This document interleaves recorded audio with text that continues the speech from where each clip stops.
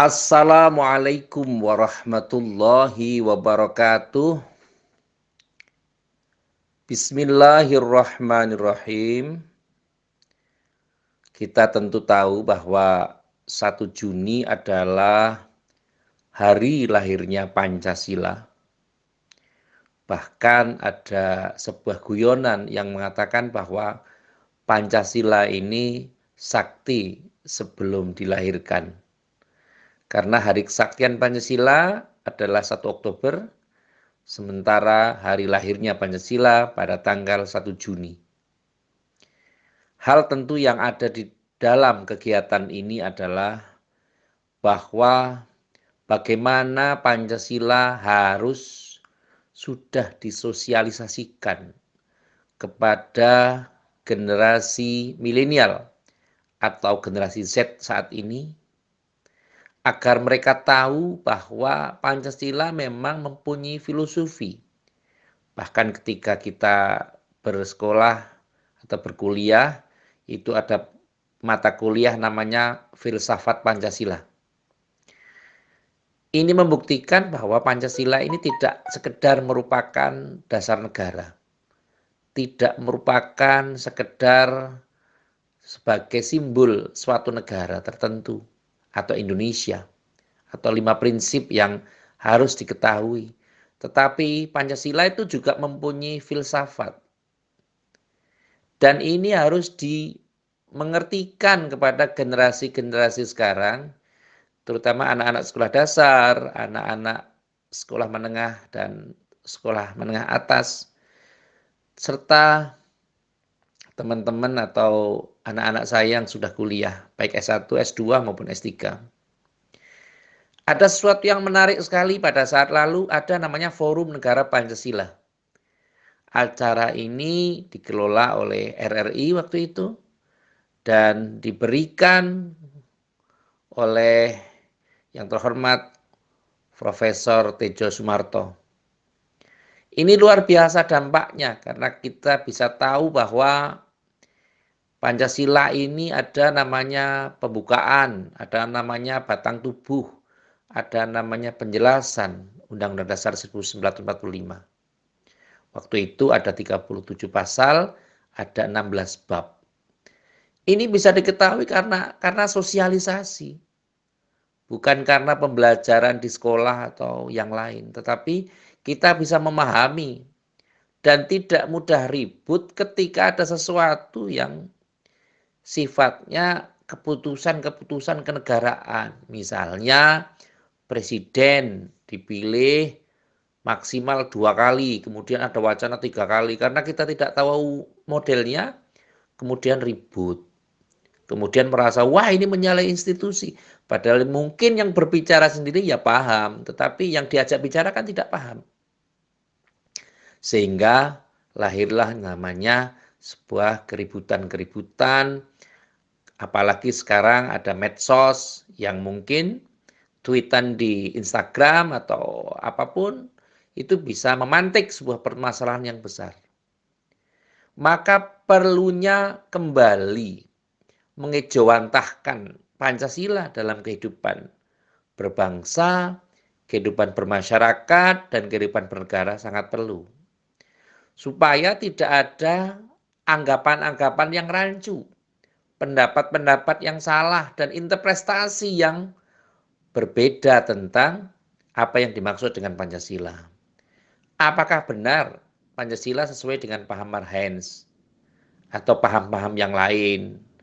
Itu perlu ada kajian-kajian dan tentu saya dalam ini berharap kepada pemangku kebijakan pedagogik pendidikan untuk mengusulkan perlunya ada Forum Negara Pancasila yang membahas bagaimana tentang kebangsaan, bagaimana tentang perilaku-perilaku yang normatif yang sesuai dengan filosofi bangsa.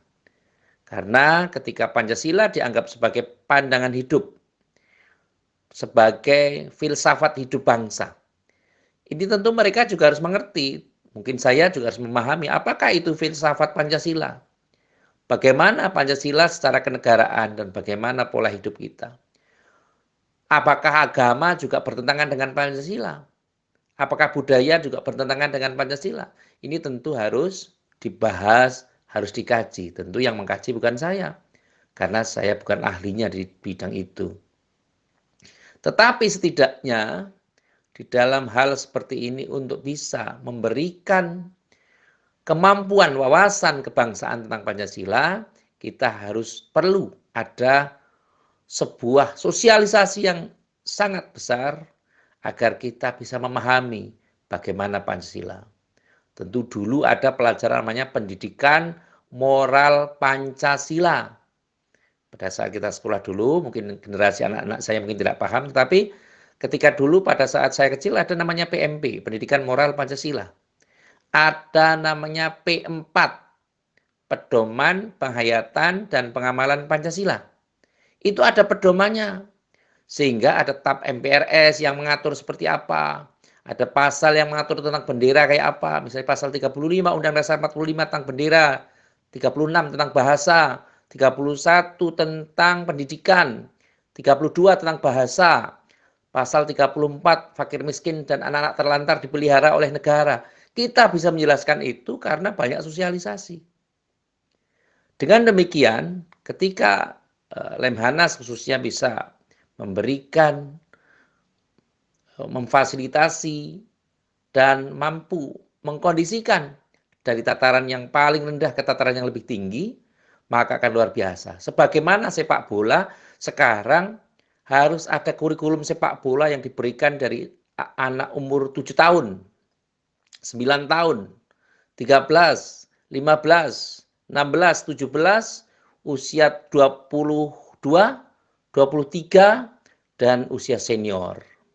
Ada pendidikan yang berkelanjutan dan berjenjang.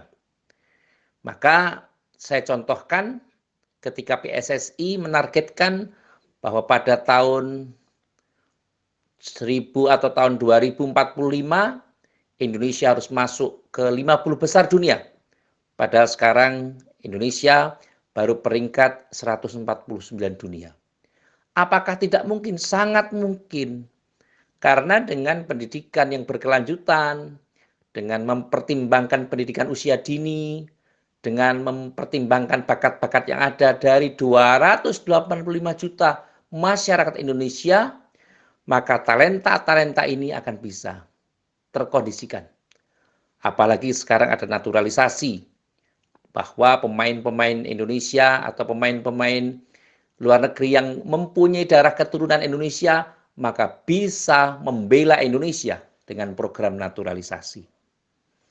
Semoga dengan proses-proses ini, kembali kepada Pancasila, ketika kita semakin mengerti terhadap Pancasila, mengapa ketuhanan yang Maha Esa itu dilambangkan dengan bintang emas? Mengapa kemanusiaan yang adil dan beradab itu dilambangkan dengan rantai? Kenapa persatuan Indonesia dilambangkan dengan pohon beringin? Dan seterusnya, dan seterusnya. Tentu kita harus memahami kenapa ya ada lambang seperti itu. Kenapa dijadikan sebagai lambang Pancasila? Kenapa persatuan Indonesia kok pohon beringin, bukan yang lain, begitu. Ini tentu menjadi sesuatu PR besar bagi pemangku kebijakan, terutama yang membidangi tentang pendidikan yang lain atau bidang-bidang terkait, supaya kembali untuk tergerak bagaimana memasyarakatkan Pancasila dalam kehidupan sehari-hari, terutama untuk anak-anak kita. Semoga di hari lahirnya Pancasila ini, kita mampu kembali memberikan peran serta aktif dan mampu menjaga Pancasila, yang tentu setelah dipahami sama-sama bahwa sesuai dengan keputusan Mahkamah Konstitusi menyatakan bahwa masalah Pancasila itu tidak menjadi pilar, tetapi menjadi dasar negara. Semoga kita semakin tahu dan semakin paham tentang Pancasila dan mampu menjaga Pancasila demi kerukunan masyarakat, bangsa, dan negara, dan mampu menjadikan Pancasila sebagai 5 dasar yang kuat untuk bisa menjadikan bangsa ini semakin diperhitungkan di ranah-ranah yang lebih luas. Yang terakhir, marilah kita doakan sama-sama. Semoga saudara-saudara kita saat ini mungkin yang sedang bermasalah, yang sedang sakit, atau dirundung persoalan-persoalan yang berat. Semoga dengan saling mendoakan, dengan saling bergabungnya mereka atau kita semua dalam forum ini, dalam channel ini, yang sudah subscribe, like, komen, dan share, semoga Allah Subhanahu wa Ta'ala memberikan yang terbaik untuk kita semua. Terima kasih kepada semua pihak yang telah membantu terselenggaranya acara ini, dan semoga acara ini bisa bermanfaat. Sekali lagi terima kasih atas segala perhatian, dan mohon maaf atas segala kekurangan. Sa'iri wallahul muwafiq ila aqwamit thoriq. Wassalamualaikum warahmatullahi wabarakatuh.